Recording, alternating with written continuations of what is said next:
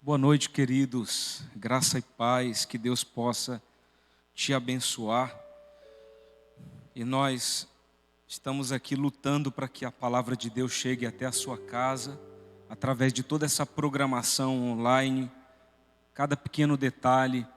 Nós temos trabalhado para realmente fazer com que você se sinta amado, se sinta amada por Deus. E nesse tempo em que nós não podemos nos reunir aqui no templo, nós queremos que você, mesmo se reunindo na sua casa com a sua família, que você seja alcançado aí pela palavra de Deus, seja edificado, e nós temos nos esforçado para isso. Eu quero, nessa noite, compartilhar uma palavra do coração de Deus com você, e eu gostaria que nós orássemos antes, para que Deus possa falar ao nosso coração.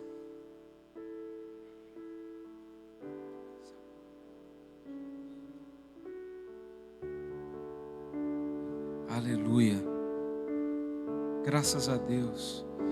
Senhor, fala conosco aqui na Tua palavra, traz uma palavra que seja como uma revelação a cada coração, daquilo que o Senhor quer nos ensinar nessa noite. Eu não sei quantas pessoas estão conosco agora através desta live, Senhor, pelo YouTube, pelo Facebook, Senhor, mas eu sei que são vidas preciosas e eu te peço, usa a minha vida para compartilhar com elas uma palavra do teu coração. Seja essa uma palavra que traga alinhamento, seja essa uma palavra que traga conhecimento de como caminhar neste tempo agora, num tempo que nós nunca imaginamos viver na vida. Eu pelo menos nunca imaginei viver algo assim, mas nós estamos vivendo. O mundo está passando por isso. Pai, fala conosco. Eu sei que nisso tudo o Senhor tem propósito. O Senhor não criou o coronavírus, mas o Senhor está usando essa situação para realizar coisas no nosso coração, na humanidade, para despertar, para alinhar, para confrontar também. Pai, em nome de Jesus, fala conosco nessa noite e que possamos ser aqui ricamente, poderosamente abençoados em nome de Jesus. Ao final dessa palavra, eu peço que você fique até o final do culto. Nós vamos ter a nossa Santa Ceia, então você já pode estar preparando aí na sua casa o suco de uva, o pão, e nós vamos consagrar e vamos, em nome de Jesus, cear juntos. Amém? Dá para pôr aqui o teclado para eu ouvir aqui em cima?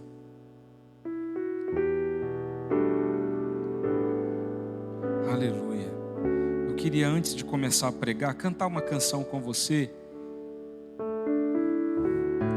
Chegou, obrigado, velho.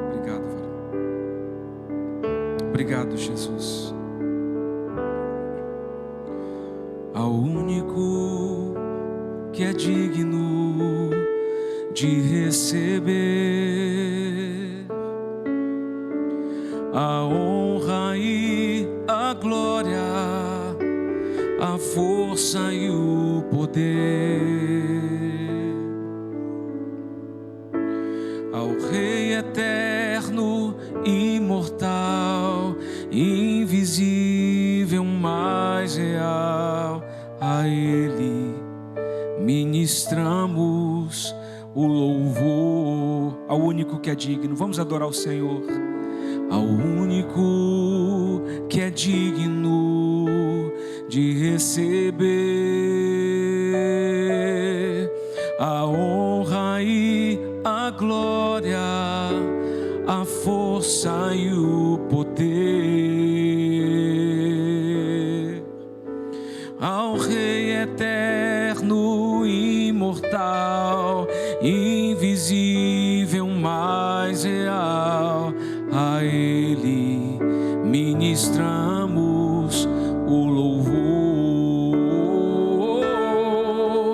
Coroamos a Ti, ó Rei Jesus. Coroamos a Ti, ó Rei Jesus. Adoramos o Teu nome e nos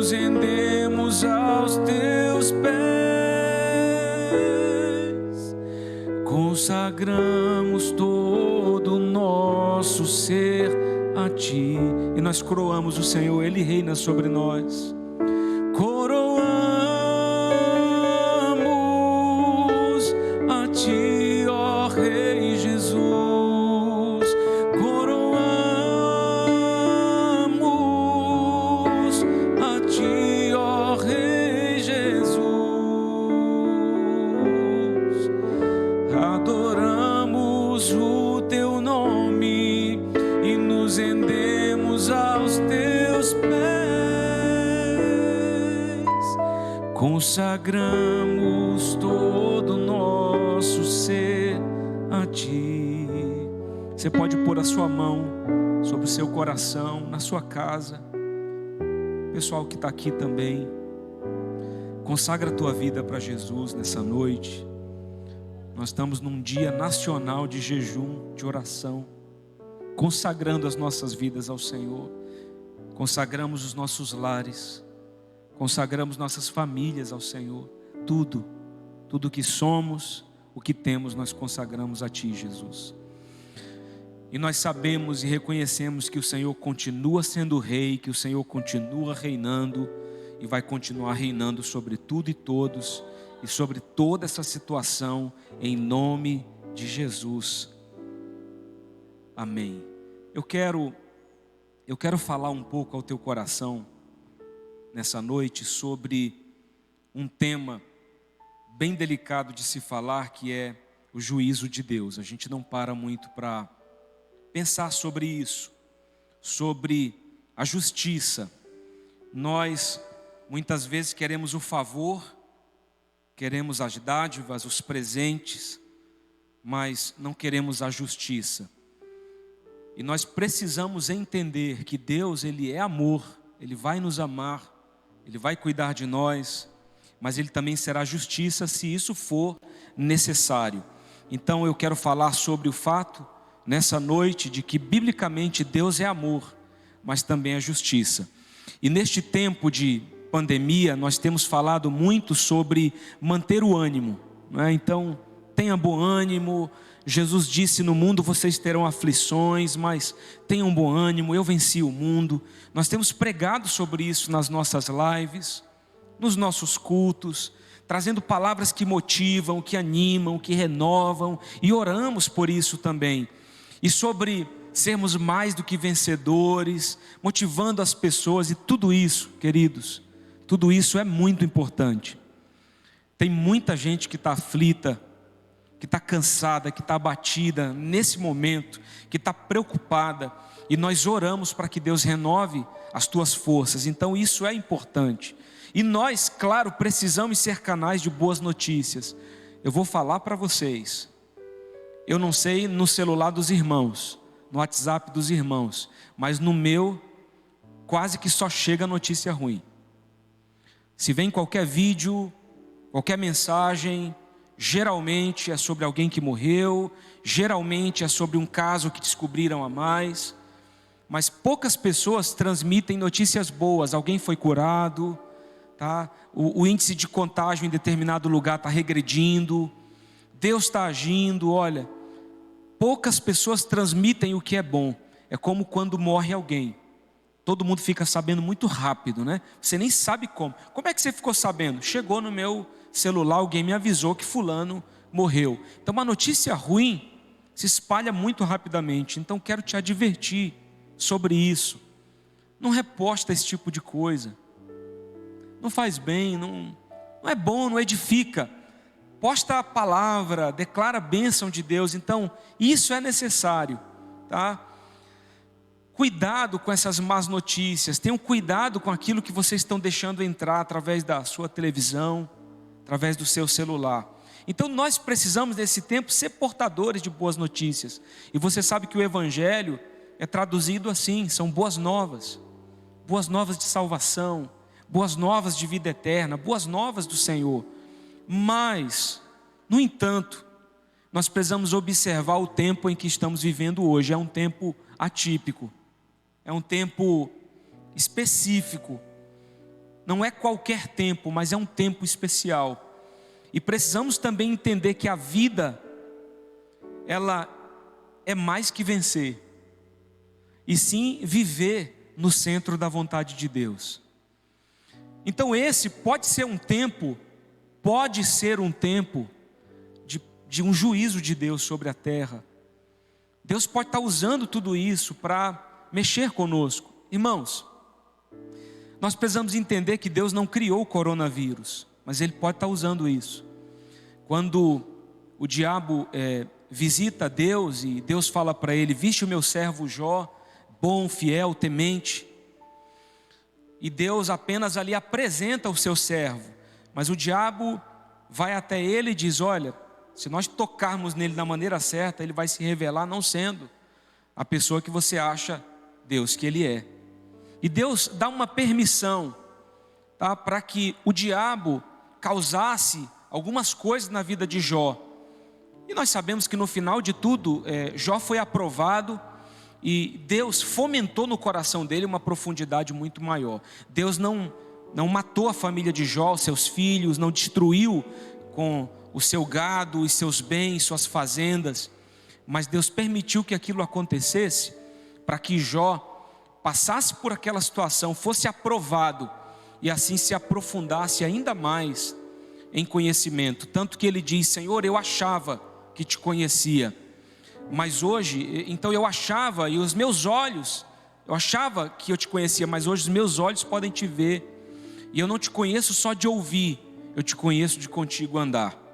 Eu acredito que esse é um tempo em que Deus está nos confrontando e agindo nas nossas vidas, para que nós possamos nos voltar para aquilo que é importante, e voltar ao que foi perdido e o que é necessário na nossa vida. Então, precisamos entender que vencer nem sempre é ganhar, mas é caminhar no centro da vontade de Deus.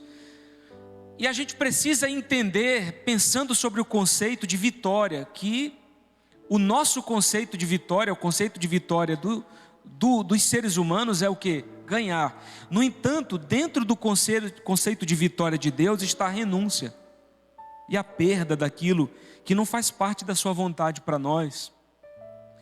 Você pode ter planejado algo que não se cumpriu, mas se o que Deus planejou se cumpriu, então você está no caminho certo.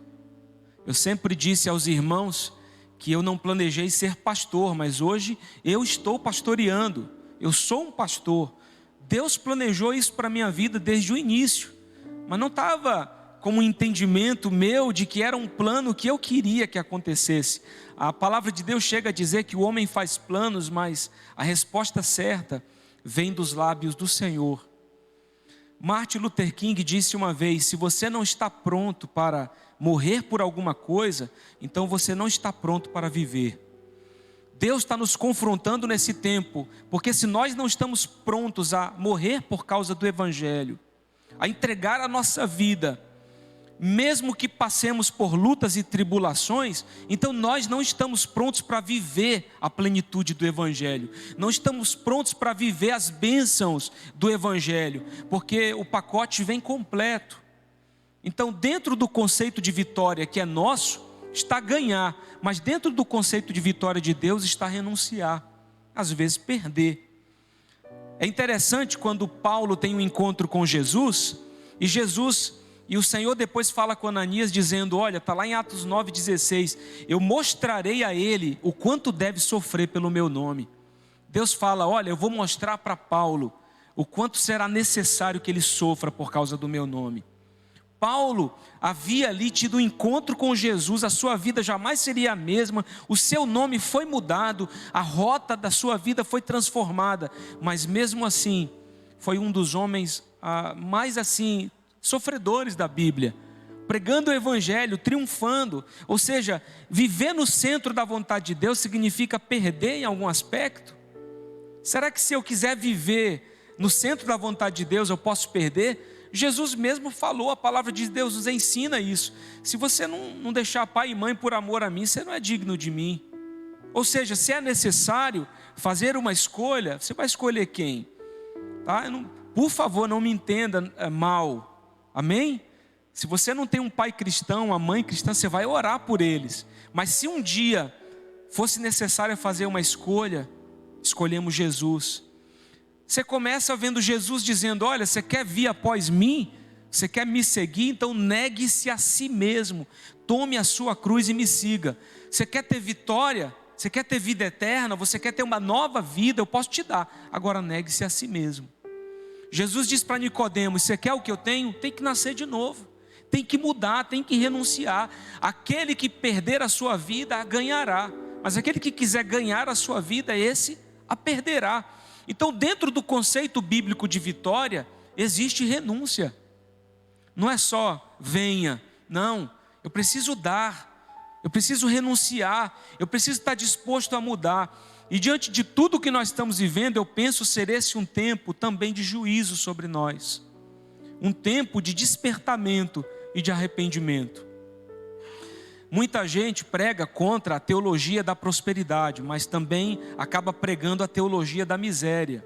Não, irmãos, no Evangelho tem prosperidade, mas também tem renúncia. Nós precisamos encontrar o equilíbrio. Ninguém que quiser viver as coisas de Deus vai ficar com tudo que tem, vai continuar sendo a mesma pessoa, não. Aquele que se converte a Jesus, entrega a sua vida, a Bíblia diz que as coisas velhas se passam, tudo se faz novo. Eu sou nova criatura, mudou. O que ficou para trás ficou, eu sigo daqui para frente. É uma nova história, é um novo tempo, é um novo nascimento. Eu me tornei um bebê espiritual. Depois eu vou crescendo, como Paulo diz, vou passando de fase, vou deixando de ser menino, vou me tornando mais maduro, mais compreensivo em relação à palavra, às coisas de Deus. E aí eu era um menino, precisava ser conduzido por alguém o tempo inteiro. Se alguém não me discipula, eu me desvio. Mas de repente eu vou amadurecendo, daqui a pouco eu estou discipulando outros. Eu estou incentivando, eu estou influenciando outros. Então é uma caminhada de mudança constante, de renúncia. E Deus não criou o Covid-19, mas vamos pensar aqui nesse modus operandi de Deus. E é como ele agiu com Jó, como eu falei para você, Deus está usando situações. Foi Deus que teve a ideia de provar Jó? Não foi Deus. Mas Deus permitiu? Permitiu. E o propósito final se cumpriu? Se cumpriu. Jó passou a conhecer Deus muito mais intimamente. Irmãos, quantos crentes carnais, quantos crentes infantis, quantos crentes sem propósito. E eu digo além para você, quantas igrejas sem propósito. Mas eu sei de uma coisa, aquilo que é legítimo, ao final de tudo isso vai permanecer. Mas aquilo que não tem sido construído de maneira legítima, até mesmo a nossa vida, tem coisa que vai ser abalada. Será que além de todo o propósito de Deus para este tempo, Ele pode estar nos preparando para o que ainda virá? Gente, pelo amor de Deus, para pensar, o mundo vai continuar depois desse coronavírus. Virão as próximas gerações. Se Jesus não voltar ainda, outras gerações virão. E biblicamente nós precisamos preparar o nosso coração e entregar para eles algo de valor para as próximas gerações. Você vê Davi, surge no coração dele o desejo de construir a casa do Senhor. Porque ele olha e diz: olha, eu estou morando nesse lugar maravilhoso, mas a Arca da Aliança continua numa tenda. Eu preciso mudar isso. E Deus chega até Davi e diz para ele: Davi, você não vai construir a minha casa, porque você tem muito sangue nas mãos. Você guerreou, você matou muita gente. Agora, você vai ter um filho, Salomão. E eu vou usar o teu filho, ele vai ser meu filho. Eu serei com ele de uma maneira extraordinária. Prepara ele, Davi. E Davi então, a Bíblia diz que prepara todo o material, tudo que é necessário. E é interessante que você vai ver lá no livro de 1 Crônicas, quando Davi chama Salomão e aconselha ele a como ele deveria fazer. E ele diz: Salomão, eu não pude construir porque Deus não permitiu, mas Deus me disse que é você que vai construir. Está aqui toda a matéria que você precisa. Queridos, Deus está sacudindo o mundo, mas esse sacudido de Deus, o que está acontecendo não é só por causa de mim e de você, é também, mas é por causa daqueles que virão. Se você for encontrar Jesus orando na Bíblia, você vai ver um Jesus que não orou só pelos que estavam vivos naquela época, mas ele disse: eu oro por aqueles que ainda virão. e que precisarão conhecer isso aqui. Eu já oro por eles, Senhor. Eu oro pelos próximos que virão. Queridos, nós estamos sendo confrontados porque a igreja precisa mudar. Nós começamos a nos parecer demais com o mundo, e as coisas precisam mudar naquilo que nós saímos do centro da vontade de Deus. Mas Deus está nos tocando também para que nós possamos preparar algo para as próximas gerações. O que nós estamos preparando para os nossos filhos? O que nós estamos preparando para aqueles que virão depois? Então, será que tem um propósito a mais nisso, pastor? Eu creio.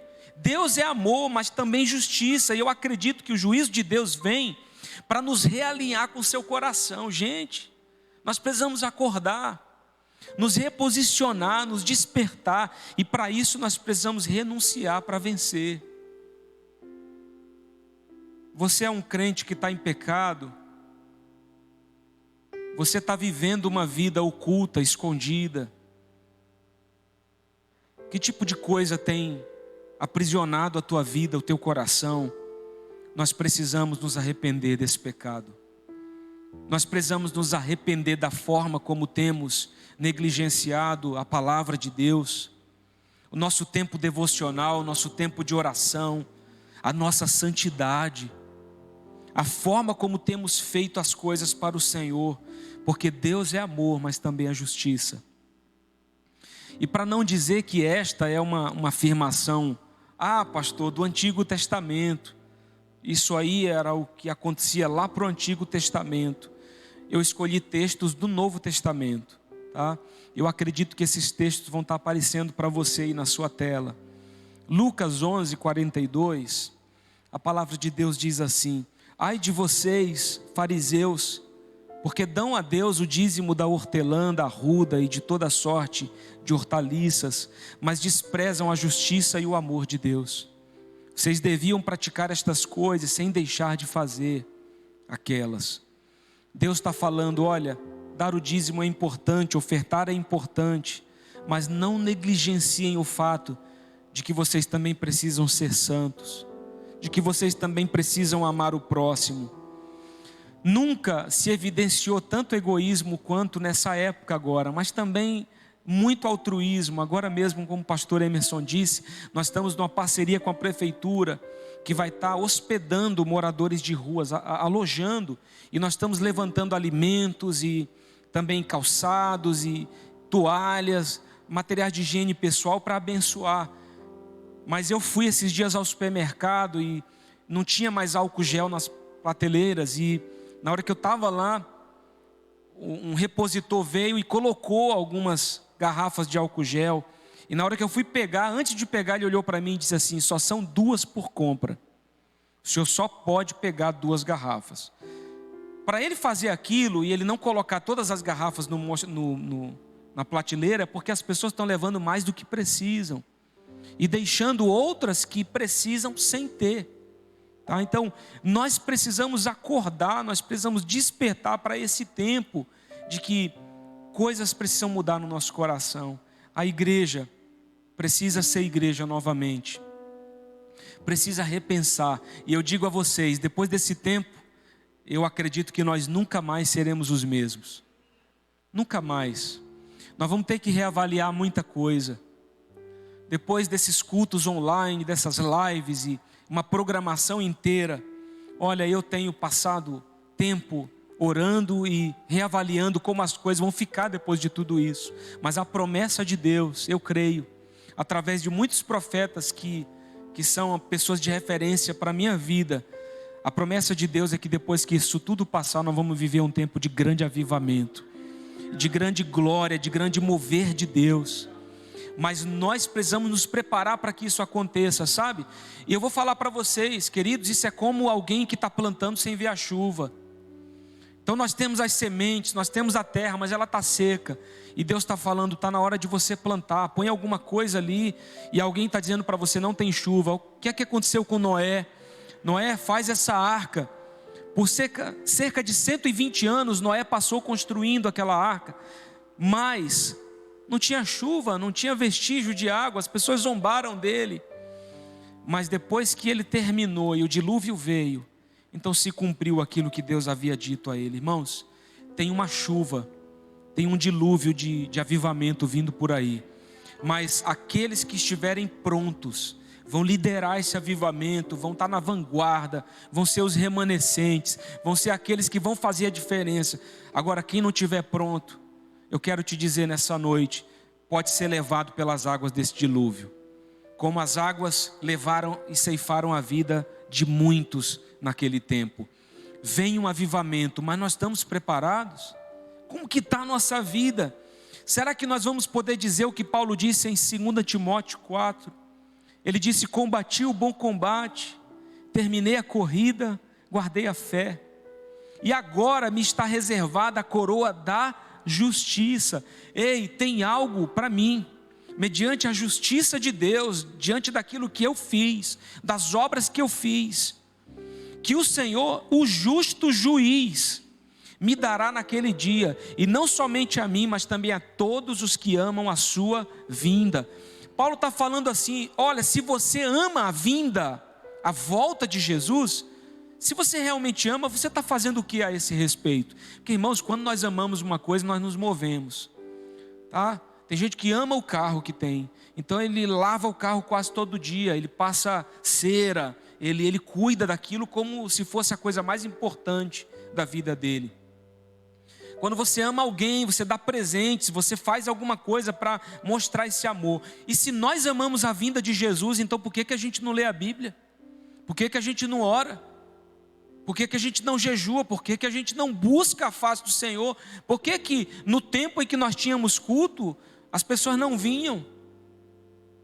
E agora que nós só temos culto online, estão desesperadas. Por que não buscaram Jesus antes? Eu espero que isso não chegue a um momento em que não haja mais a chance de fazer isso, porque um dia vai acontecer. Mas hoje nós ainda temos a chance, ainda temos a escolha. Se você é santo, escolha se santificar mais ainda. Está no tempo de nós sermos sacudidos e de nós observarmos o nosso cristianismo. E graças a Deus, Deus é tão misericordioso, não é? E Davi sabia disso, porque Davi comete um erro em contar o povo. Naquela época, Deus se ira contra Davi, manda um recado para ele e diz: Davi, o que é que você quer? Faz uma escolha. Eu te dou 3 opções, sobre 3 tipos de castigo que eu vou te dar, sobre o teu erro. Uma das opções era que Davi caísse nas mãos de Deus. E Davi pensa e diz: Senhor, eu escolho essa opção em que eu caio nas tuas mãos, porque eu sei que nas tuas mãos eu estou nas mãos de alguém que é misericordioso. Então, e Deus acaba tendo misericórdia de Davi realmente, diante daquela prova. Agora, Deus, Ele diz lá para nós em Deuteronômio 11, 26, Ele diz: prestem atenção, hoje estou pondo diante de vocês a bênção e a maldição. Vocês terão bênção se obedecerem aos mandamentos do Senhor, seu Deus, que hoje lhes estou dando. Mas terão maldição se desobedecerem aos mandamentos do Senhor, o seu Deus, e se afastarem do caminho que hoje lhes ordeno para seguir deuses desconhecidos. Hoje, aqui já no capítulo 30 de Deuteronômio, a partir do versículo 19, diz: invoco hoje os céus e a terra como testemunhas contra vocês, de que coloquei diante de vocês a vida e a morte, a bênção e a maldição. Agora escolham a vida. Você está do lado aí do seu marido, diz para ele: olha, amor, escolhe a vida hoje. Fala para tua esposa, para os teus filhos, para quem estiver perto de você: escolhe a vida. Escolham a vida, para que vocês e os seus filhos vivam. Versículo 20: e para que vocês amem o Senhor, o seu Deus, ouçam a sua voz e se apeguem firmemente a Ele, pois o Senhor é a sua vida, e Ele lhes dará muitos anos na terra que jurou dar aos seus antepassados Abraão, Isaque e Jacó. O Senhor chega a nos dizer em Isaías 1,19: se você ouvir a minha voz e obedecê-la, então eu vou fazer com que você coma do melhor dessa terra. Você entende que existe um ponto agora, onde nós precisamos ouvir renunciar à nossa vontade e abraçar a vontade de Deus. Como que nós vamos decidir viver? E eu quero falar para vocês sobre a diferença entre castigo e juízo. Tem muita gente que confunde isso. Castigo é uma pena, uma punição que se inflige à pessoa sobre um erro, uma falta ou um crime. O juízo é o ato, o processo, o efeito de julgar. Ou seja, um juiz, ele julga para ver se há culpa e assim então liberar uma pena ou castigo. Então nós estamos passando por um juízo de Deus e Ele está sondando os corações. Como que você está se portando nesse tempo? Você acredita que nós podemos estar debaixo desse juízo? Irmãos, eu estava num lugar onde eu vi algumas moças fazendo uma ligação e dizendo: olha, traz para mim uma máscara de oncinha. Eu quero a de oncinha. Tá? Mas se você tiver aquela rosinha, aquela azul com bolinha branca, então manda uma foto no meu WhatsApp que eu quero ver. Eu gosto de máscara que chama atenção. Gente, eu vi aquelas mulheres falando aquilo, aí chega a foto no WhatsApp e elas começaram a dizer: essa máscara aqui tá linda, essa rosa tá linda. Eu gosto de máscara assim, chamativa. Você percebe que mesmo no meio de um tempo onde... Alguém me atualiza, quantas pessoas já perderam a vida por causa do Covid? Mais de 10. Quantas? Olha, alguém vai me dizer aqui, por favor. Mas milhares de pessoas já perderam a vida. Tem gente usando máscara como se fosse brinco. Como se fosse um cordão, uma cor de batom. Eu quero que você entenda como... É sério isso? No mundo inteiro, morreram quase 70 mil pessoas, 68 mil pessoas. Meu Deus. Mas tem gente agora que não está pensando em algo tão terrível quanto, mas na cor da máscara que vai usar. Como se fosse fazer um passeio ou fosse ir a uma festa. Eu quero que você entenda com isso, com esse simples exemplo, como que está o coração das pessoas. Como que nós estamos fazendo as nossas escolhas. Você acredita que tudo que nós estamos vivendo é parte dos sinais da volta de Jesus? Eu acredito que sim. Biblicamente, meus irmãos, Jesus está voltando. Isso pode ser sim um sinal da sua volta. Não é uma questão profunda demais para que somente teólogos possam discuti-la, mas é apenas uma questão de observar a palavra de Deus. E a pergunta que fica para nós no culto de hoje é: podemos mudar isso? Nós podemos mudar o rumo das coisas? A outra pergunta é: o que nós estávamos fazendo com as nossas vidas antes de tudo isso? Como que nós estávamos vivendo? Como a humanidade tem caminhado para que seja necessária uma sacudida tão grande quanto que nós estamos vivendo hoje? Esse vírus, queridos, ele é maldito, é maligno, tem ceifado a vida de pessoas, mas ele mudou tudo. E nós precisamos pensar em tudo isso também, como eu estou dizendo, parte de um juízo de Deus sobre as nações. E agora, todos nós estamos no mesmo barco, não importa se você é rico, se você é pobre, se você é negro ou branco, não importa. Você sabe que até os planos de saúde agora estão impedindo a quem tem plano de saúde de usar. Então, da última agora, a Unimed bloqueou até os exames de sangue, urina, porque disse que está se voltando totalmente para o coronavírus. Eu não acho que justifique, mas nós temos todos no mesmo barco. Agora, se você tem plano, não importa. Se você não tem, você vai para o mesmo lugar. Você vai ter que ser atendido pelas mesmas pessoas. Você sabe que esse vírus tão pequeno, mas tão maligno, nos nivelou. Tá? Esse vírus está nos fazendo repensar as coisas. A volta da convivência familiar. Tem gente que está dizendo: pelo amor de Deus, Senhor, leva esse vírus que eu não aguento mais ficar com a minha família em casa. Pastor, ora por mim que a minha família, esse vírus é muito maligno. Não é. É que o vírus revelou corações. tá? Revelou que tem gente que não sabe mais conviver com a família, porque é difícil mesmo ficar recluso dentro de casa. Vai ter atrito, mas tem gente que está brigando demais, porque não sabe mais conviver.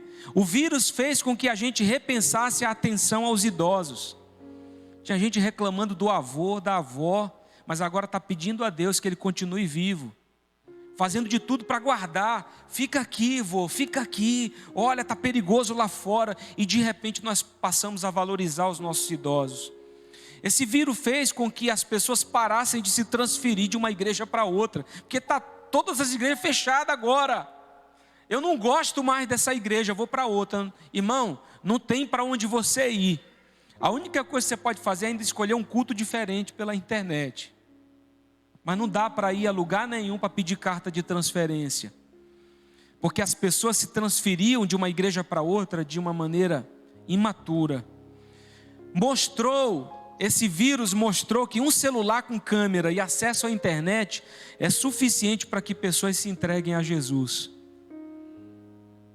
A gente está achando aí que só grandes pregadores, grandes palavras, mas uma pessoa simples, com um coração simples e que ama Jesus, com um celular e uma internet, está ganhando vidas para Jesus. Acabou com o fato de que precisamos de conferências e nos mostrou novamente a importância de fechar a porta do quarto, porque nós corremos de uma conferência para outra, tentando abraçar todo mundo para que as pessoas não se percam. Agora não tem mais conferência nenhuma. A única coisa que nós temos agora é uma internet onde nós pregamos o Evangelho. E olhe, pessoas têm se convertido por trás das câmeras, através de uma live, tá? Deus está sacudindo tudo, até esse comércio gospel, me perdoe, em que nós trazemos pessoas de outros lugares para ministrar, que na verdade, desequilibradamente, não estou generalizando, mas alguns estão extorquindo a igreja do Senhor. E esses agora perderam, porque estão tendo que ficar em casa também. Então eu quero que você entenda que Deus está usando isso para mudar tudo. Essa situação revelou corações que estão tentando se promover na crise. Nós temos aí políticos que antes eram a favor do presidente, agora na crise estão contra. Pessoas que ao invés de somar força, e eu não estou falando de política, mas pessoas que ao invés de somar força agora estão se dividindo porque querem a sua fatia do bolo. Estão pensando em quando tudo isso passar, se promover. Mas eu quero dizer para vocês que aquele que tem o respaldo de Deus é que vai permanecer de pé, irmão. Quem está querendo causar confusão vai cair, porque não tem o respaldo do céu. Tudo isso tem revelado a nossa falta de humanidade em compartilhar. Nos mostrou que precisamos voltar a ouvir Deus. Olha, gente, você está vendo a confusão que está na internet? Tem pastor brigando. Pelo amor de Deus, por que não está usando o tempo que tem para pregar o Evangelho? Denunciando o pecado na internet. Meu irmão, para com isso. Isso vai ajudar a quem? Isso vai abençoar a quem? Corrige a pessoa. Mas para de ficar revelando pecado na internet, pelo amor de Deus. Gente, para de seguir esse povo em nome de Jesus. Esse povo não é de Deus, gente. Vai seguir quem está pregando o Evangelho. Você sabe, eu te dou dicas muito boas. Vai seguir o pastor Luciano Subirá. Vai seguir o pastor Marcelo Bigardi. Vai seguir o pastor Danilo Figueira. Você não está gostando muito do que nós estamos pregando aqui? Segue esses 3 homens aí. Segue eles também. Mas procura seguir pessoas que vão te trazer palavras bíblicas do céu. Para de seguir gente desequilibrada, revoltada. Não é tempo de revolta não, gente. E se for se revoltar, se revolta contra o diabo. Se revolta contra o pecado. Se revolta contra a falta de fome, lê a palavra de Deus. Então entenda isso. E para o que mais Deus está chamando a nossa atenção, em particular eu pergunto para você, o que você tem aprendido com tudo isso? O que você particularmente tem aprendido com tudo isso? Nós precisamos compreender o conceito, não é? Que Deus quer nos ensinar em relação a nos arrepender. Isso difere de remorso. Tem muita gente que chora, mas no dia seguinte volta às velhas práticas. Isso não é arrependimento, isso é remorso. Arrependimento, e Jesus disse: arrependei-vos porque é chegado o reino dos céus. João Batista disse a mesma coisa: se arrependam porque é chegado o reino dos céus. É quando você muda de rota, você muda de caminho. Como que estava sendo a tua vida? Está na hora de mudar o seu caminho, está na hora de mudar a sua rota. Você precisa entender isso. Apocalipse capítulo 2, versículos 4 e 5, e eu estou caminhando para terminar. A Bíblia diz: contra você, porém, tenho isto: você abandonou seu primeiro amor. Lembre-se de onde caiu, arrependa-se e pratique as obras que praticava no início. Se não se arrepender, virei a você e tirarei o seu candelabro do seu lugar. Sobre o que você precisa se arrepender? O que pode estar em oculto na tua vida, que nem a tua esposa sabe, nem a tua família sabe? O que pode estar escondido, que você precisa colocar diante do Senhor? 2 Crônicas 7, 13 a 15 diz: se eu fechar o céu para que não chova, ou mandar que os gafanhotos devorem o país, ou sobre o meu povo enviar uma praga, se o meu povo, que se chama pelo meu nome, se humilhar e orar, buscar a minha face e se afastar dos seus maus caminhos, dos céus eu ouvirei, perdoarei o seu pecado e curarei ou sararei a sua terra. E Deus diz: de hoje em diante, escuta isso, os meus olhos estarão abertos e os meus ouvidos atentos às orações feitas neste lugar. Eu quero dizer para você que os olhos de Deus estão sobre a sua vida, a minha vida, as nossas vidas, e que os ouvidos de Deus estão abertos para aquilo que nós precisamos falar nesse tempo, sobre o que nós precisamos nos arrepender. Nós podemos mudar essa situação toda? Eu fiz essa pergunta mais no início. Podemos, se nós nos humilharmos diante de Deus, se nós nos arrependermos dos nossos pecados, das nossas falhas. Pastor, mas eu não me considero esse cara tão pecador. Olha, irmão, a Bíblia diz que todos pecaram e separados foram da glória de Deus. O homem pecou através do erro de Adão, e nós precisamos nos arrepender. E eu quero que você entenda que você é cidadão brasileiro e também um cidadão do mundo. Cada vez mais, através da tecnologia, o mundo fica pequeno, fica menor. Nós somos aí uma aldeia global, todo mundo se fala, se vê. Se você ligar para alguém pelo WhatsApp, uma chamada de vídeo hoje, daqui para o Japão, você consegue falar vendo aquela pessoa. Nós não precisamos mais viajar de navio, nós temos aviões hoje, até jatinho. Queridos, o mundo está pequeno, nós viajamos através da internet. E nós precisamos entender, somos cidadãos, estamos no mesmo barco e precisamos interceder pelo Brasil e pelas nações. Na minha época de escola do clamor, lá em 2005, nós tínhamos algo chamado intercessão criativa. Era quando nós escolhíamos uma nação para interceder pelos pecados daquela nação. Queridos, Deus fez coisas tão extraordinárias ali, durante aquela escola. Eu guardo tudo aquilo no meu coração. Se ponha nesse tempo para se arrepender pela sua vida, pela sua família. A Bíblia diz que Jó sacrificava a Deus pelos seus filhos, porque se eles pecassem, ele já estava ali sacrificando diante do Senhor para que Deus perdoasse a sua casa. Principalmente você que é homem, que é marido, esposo, pai, você como sacerdote do teu lar, você precisa ter essa postura de realmente exercer o teu ofício hoje na tua casa, guardando a tua família. Cuidado com o que você está deixando entrar na tua casa. Você talvez não está percebendo, mas teus filhos estão assistindo o que não devem. Você precisa despertar e entender que você é o protetor da sua família. E nós precisamos sacrificar, no sentido de nos arrepender, colocar a nossa vida diante do Senhor. E precisamos nesse tempo de juízo, recuperar a essência e o temor do Senhor. O teu amor por Deus, por tua família, por tua igreja. Se você está nos assistindo, você não é da igreja adoração, mas a tua igreja não está fazendo culto online, você está nos assistindo, então, como você tem feito para servir a tua igreja também local? Os princípios da palavra. E o que nós estamos vivendo, quem são as nossas referências. E eu descobri um texto na Bíblia, eu já tinha lido esse texto, mas ele saltou aos meus olhos. Acho que foi pastor Hudson que citou uma parte dele também, na live de sexta, na viração do dia, Malaquias 3, e a gente só lê Malaquias 3 para falar de dízimos e ofertas, mas tem muita coisa aqui.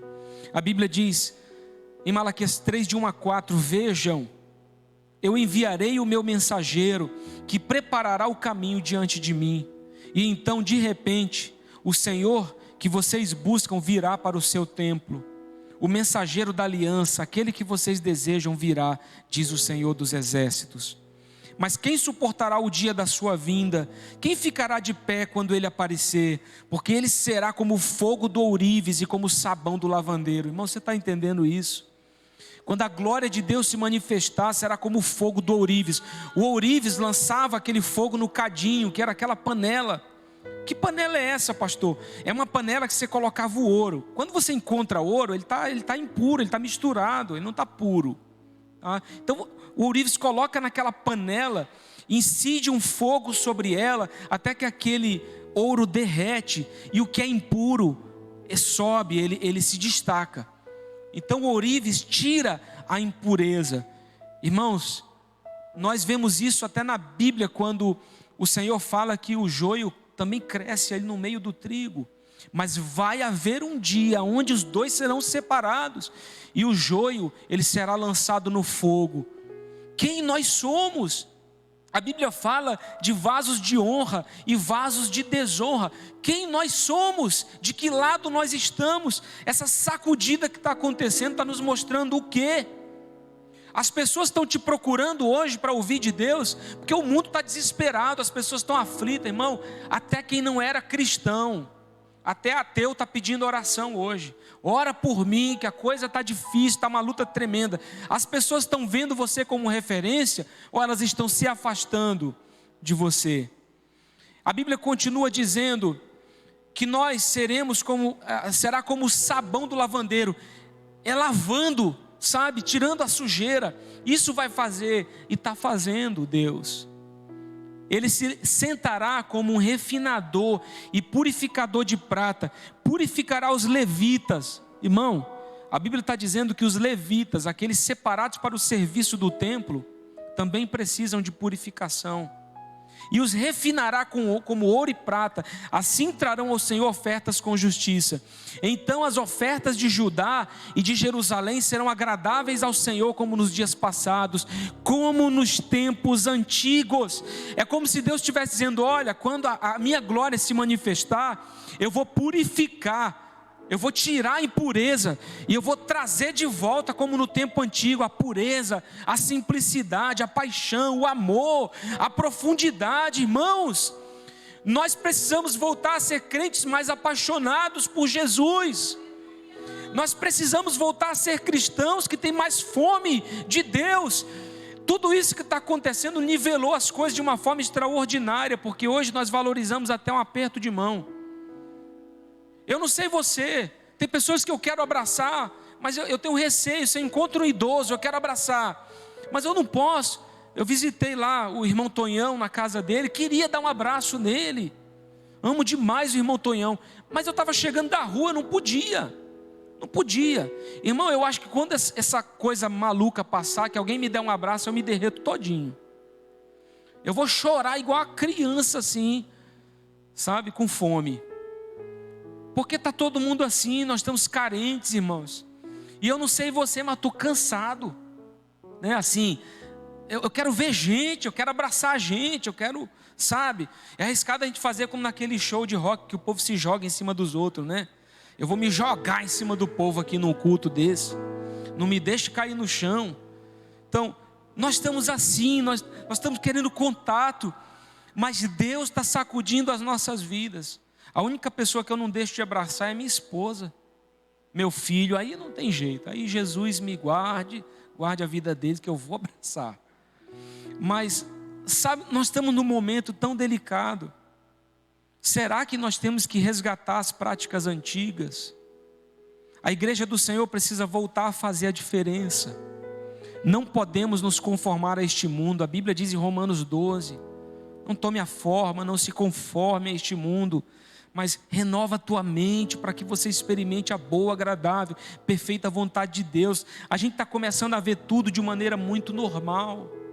Não é normal. Vestir roupa indecente é normal, tá? Não tem problema. Nós começamos a ver as coisas de uma maneira distorcida. Queridos, eu posso estar sendo retrógrado, radical para alguns, mas eu acredito que nós como igreja não podemos permitir que a modernidade destrua a nossa essência. Não, eu quero me parecer com o mundo para conquistar o mundo. Não é assim que funciona. É sendo diferente que nós vamos conquistar. Agora, levando um evangelho que possa entrar nesses corações. Sejamos, nessa época, os justos que Deus procura. Deus está procurando os justos agora.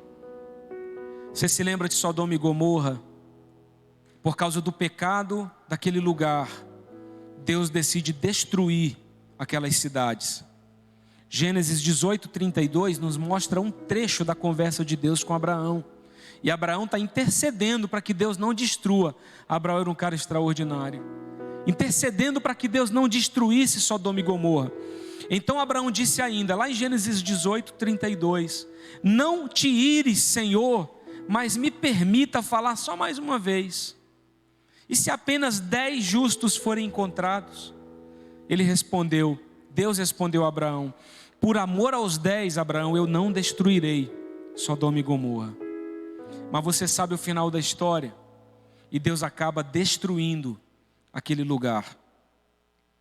Se Deus procurasse justos hoje sobre o Brasil, quantos Ele encontraria?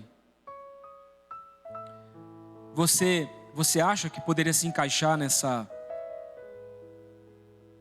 área? Você seria alguém que por causa da sua vida, do seu relacionamento com Deus, Ele não destruiria o Brasil? Será que Deus poderia olhar para você e dizer, esse aqui é justo? Eu não falo de pessoas perfeitas. Eu falo de pessoas que estão realmente buscando viver uma vida agradável ao Senhor. Que amam, que temem ao Senhor. Será que nós poderíamos ser encontrados como essas pessoas que Abraão dizia, Senhor, se tiver ali esse justo, o Senhor vai destruir? E Deus diz, por amor a esses justos eu não vou destruir. Uma coisa é certa em relação a tudo que estamos vivendo. Irmãos, nós estamos sendo peneirados e somente o que é legítimo vai ficar de pé. As obras de cada um estão sendo testadas. Eu espero que nós estejamos construindo algo sobre a rocha. É como um aviso a nós pelo que ainda vem pela frente. E como eu disse antes, nós estamos preparados? Deuteronômio 28, de 1 a 9. Eu quero que você pegue a sua Bíblia. Mas também vai estar aí na tua tela. E nós estamos terminando esse culto. A palavra de Deus diz, se atentamente ouvires a voz do Senhor teu Deus, tendo cuidado de guardar todos os teus mandamentos que hoje te ordeno, o Senhor teu Deus te exaltará sobre todas as nações da terra. Isso é sobre o Brasil. Se ouvires a voz do Senhor teu Deus, virão sobre ti e te alcançarão todas estas bênçãos. Bendito serás tu na cidade e bendito serás no campo. Ou seja, onde você for, você será abençoado.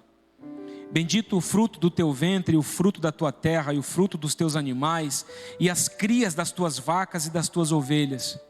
Ou eu poderia contextualizar, fazendo uma exegese aqui, dizendo para você, bendito o fruto do teu trabalho na fábrica. Bendito o fruto do teu trabalho na tua empresa. Bendito o teu cesto, a tua amassadeira. Bendito serás ao entrares e bendito ao saíres. O Senhor fará que sejam derrotados na tua presença os inimigos que se levantarem contra ti. Eu quero profetizar isso sobre a sua vida. Recebe na sua casa, aqui também.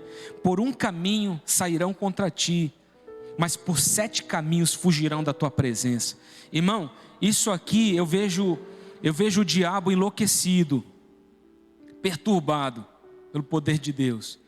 Porque é como um ladrão que entra sorrateiramente, mas na hora de fugir não sabe por onde sai. Então, ele pode vir por um caminho, mas por 7 eles vão fugir de cada um de nós. O Senhor determinará que a bênção esteja nos teus celeiros e em tudo que colocares a mão, e te abençoará na terra que te dá o Senhor teu Deus. Como o Hudson disse, mesmo num tempo difícil, Deus vai nos fazer prosperar. Deus vai nos guardar, como guardou o seu povo ali, diante daquelas pragas no Egito. Deus vai guardar o nosso povo, meus irmãos. Nós vamos prosperar até no meio de toda essa crise. O Senhor te constituirá para si em povo santo, como te tem jurado, quando guardares os mandamentos do Senhor teu Deus e andares nos seus caminhos. Se você andar nos caminhos de Deus, então Deus vai te abençoar de uma maneira extraordinária. Nesse tempo, que eu considero também um tempo de juízo, vamos pensar sobre o que precisa ser resgatado, sobre que pecado nós precisamos confessar, nos arrepender, pedir perdão ao Senhor, e sobre que caminho temos que trilhar. O salmista diz: Senhor, se tiver um caminho mau, se eu estiver nesse caminho mau, me tira e me põe num caminho eterno, me põe num caminho santo, um caminho segundo a tua vontade. Talvez seja momento para você pensar no que renunciar, no que entregar. Irmão, volta a ler a tua Bíblia, volta a orar, volta a ter tempo com Deus. Não passa o teu tempo de reclusão assistindo só Netflix, Prime Video. Em nome de Jesus, investe o teu tempo na leitura da palavra, na leitura de um bom livro, ouvindo aqui a programação, ouvindo a programação online da igreja, sendo edificado através da palavra de Deus. Não gasta o teu tempo só com aquilo que não é relevante, mas gasta o teu tempo com aquilo que vai ser bênção para a sua vida. Eu quero orar e para que nós possamos encerrar esse culto, eu gostaria que nós orássemos consagrando os elementos da nossa ceia. E a palavra de Deus nos diz que nós precisamos nos examinar a nós mesmos, para que nós possamos aí ter esse coração bem posicionado, para cear honrando, glorificando e exaltando o Senhor, honrando o nosso Deus. Eu quero que você tenha um tempo aí na sua casa para pegar o pão, o suco de uva, e nós vamos orar ao Senhor, consagrando os elementos dessa ceia ao Senhor.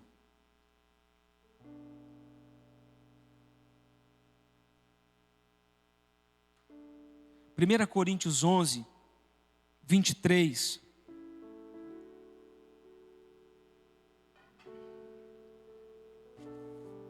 A palavra do Senhor diz: pois recebi do Senhor o que também lhes entreguei, que o Senhor Jesus, na noite em que foi traído, tomou o pão, e tendo dado graças, partiu e disse: isto é o meu corpo, que é dado em favor de vocês. Façam isto em memória de mim. Da mesma forma, depois da ceia, ele tomou o cálice e disse: este cálice é a nova aliança no meu sangue. Façam isto sempre que o beberem em memória de mim. Porque sempre que comerem deste pão e beberem deste cálice, vocês anunciam a morte do Senhor até que ele venha. Portanto, todo aquele que comer o pão ou beber o cálice do Senhor indignamente, será culpado de pecar contra o corpo e o sangue do Senhor.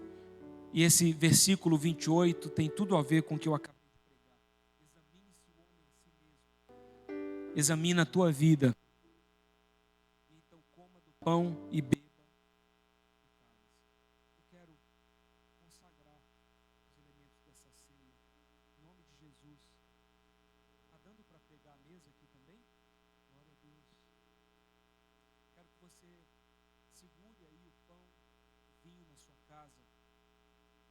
E nós vamos orar, consagrando, e depois dessa ceia, eu quero liberar uma bênção sobre a tua vida, em nome de Jesus. E vamos orar por arrependimento. Coloca a tua vida diante do Senhor. Oh Senhor, colocamos a nossa vida diante da Tua presença. Eu me uno a cada um que se encontra agora na sua casa, no seu lar, me vendo pelo computador, celular, televisão. Alcança lá cada uma dessas pessoas, Pai. Nós nos colocamos diante da Tua presença, nos arrependendo dos nossos pecados. Quantas coisas nós temos feito e praticado, e diante de toda essa crise mundial, só agora nós estamos observando isso. Só agora nós estamos observando o fato de que temos dado pouco valor àquilo que realmente importa. Quantas pessoas que diziam, eu não posso conviver com a minha família porque não tenho tempo. E agora, tudo que a maioria tem é tempo em casa. E está precisando rever tudo na sua vida. Quantos diziam, não tenho tempo para orar, nem para ler a Bíblia. Agora tem tempo em casa, mas mesmo assim gasta todo esse tempo na frente de uma televisão e não lê um versículo bíblico. E nós acabamos constatando que não era falta do tempo, era falta de prioridade e amor no coração. Era falta de fome pela palavra do Senhor. Pai, que nesse tempo o Senhor age em nossas vidas para que possamos viver um cristianismo puro e simples, autêntico, verdadeiro, profundo, íntimo, em nome de Jesus. Nós pedimos perdão por nossas falhas, por nossos pecados, examinando o nosso próprio coração e a nossa vida. Pai, eu quero consagrar os elementos dessa ceia, em nome de Jesus, o pão que aqui representa o corpo de Jesus, que foi afligido, foi ferido por nós.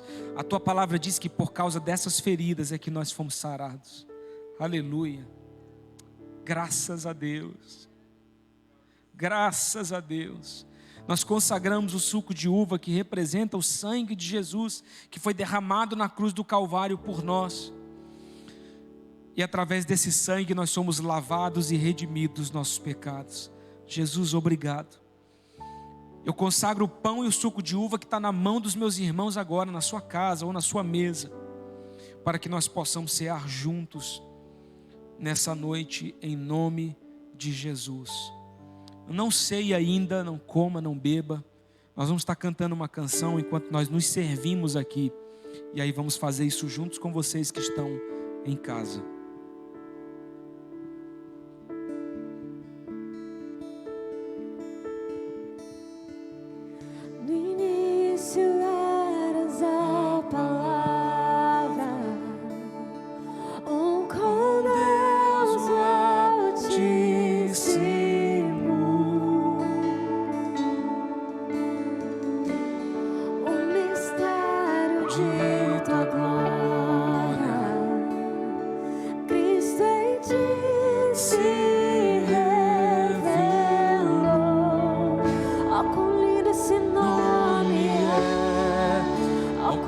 Esse nome é o nome de Jesus, meu Rei.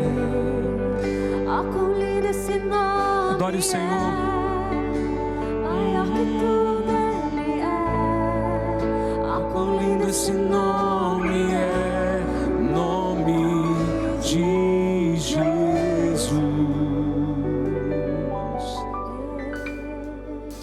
Obrigado, Jesus. Deixou o céu para buscar,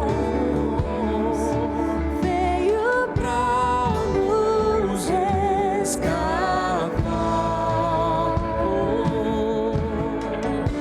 Amor maior Que o meu pecado, aleluia, nada vai nos separar.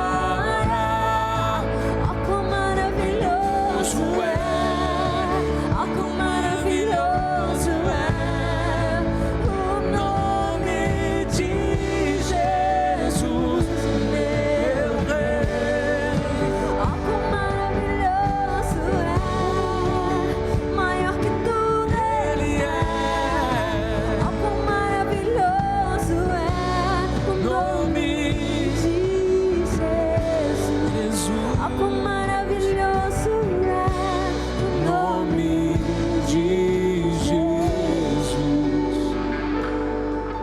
Queridos, eu quero dizer para vocês que de toda luta e provação, assim como Jesus foi aprovado na cruz, e ao terceiro dia, ele morreu, mas ao terceiro dia ele ressuscitou dentre os mortos.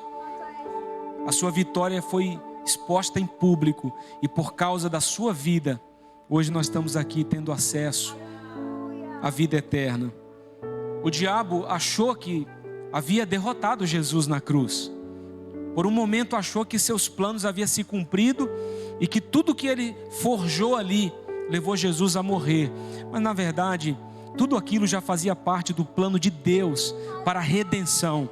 Então, o diabo foi só um pequeno peão no tabuleiro de Deus, porque Deus usou tudo aquilo, porque através do sacrifício do Cordeiro de Deus é que o pecado foi ser retirado do mundo. Então, querido, entenda que Jesus deu a sua vida e ele não foi derrotado. Ao morrer, ele foi mais que vencedor, ele foi vitorioso. Eu quero que você entenda que toda essa provação do coronavírus, tudo isso que nós temos passado, que o mundo tem passado, para aqueles que são de Deus e que têm obedecido à voz do Senhor, eu quero te dizer, você vai ser aprovado no final de tudo isso. O diabo pode achar que está triunfando em alguma situação, mas não está não. Ele é só um peão. Jesus continua reinando, ele continua sendo rei. Ele reina, ele é o rei dos reis, ele é o Senhor dos senhores. Ele deu a sua vida, não foi para perder não. Ele deu a sua vida e ele triunfou na cruz. E nós somos vencedores com Jesus e triunfamos com Ele. Eu quero que você receba essa palavra sobre a tua vida. O diabo é derrotado e Jesus é vencedor sobre a minha vida, sobre a sua vida. Você pode erguer o seu pão agora, o seu cálice, o vinho, o seu copo com vinho, com suco de uva. E eu quero que você diga: Jesus, eu recebo essa palavra, eu estou aqui consagrando a minha vida, a minha família. Eu estou aqui, Senhor, na tua presença, dizendo: eu me arrependo dos meus erros. Eu quero fazer a diferença. E eu estou me realiançando contigo, Senhor, nessa noite. Eu estou me realiançando contigo nessa noite, em nome de Jesus. Senhor, está aqui o cálice do pacto da nova aliança, através do sangue que foi derramado, através do sacrifício que foi feito, o véu do templo se rasgou, num sinal de que nós poderíamos ter acesso ao trono de Deus, ao Santo dos Santos. E hoje, Senhor, humildemente nós nos colocamos diante da tua presença, reconhecendo que Jesus Cristo reina, que o Senhor venceu na cruz do Calvário há milhares de anos atrás, e que essa vitória nos alcança até essa noite e alcançará as próximas gerações. Senhor, nos ajuda a preparar o caminho para a tua volta, Senhor. E nós estamos aqui nos realiançando contigo, em nome de Jesus, em nome de Jesus. Você pode comer do pão e beber do cálice. Você pode partir o pão e entregar os seus filhos, a sua família agora.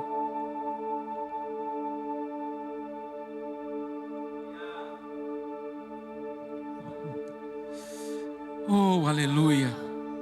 A morte vencestes, O véu tu rompestes, a tumba vazia agora está.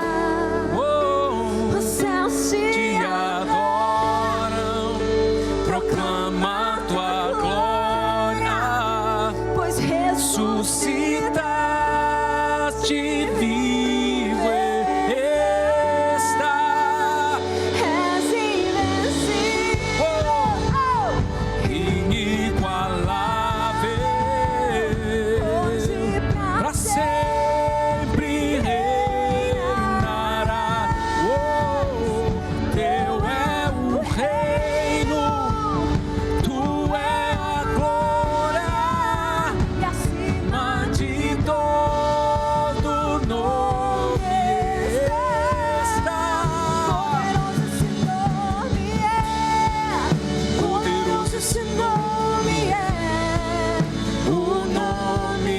de Jesus.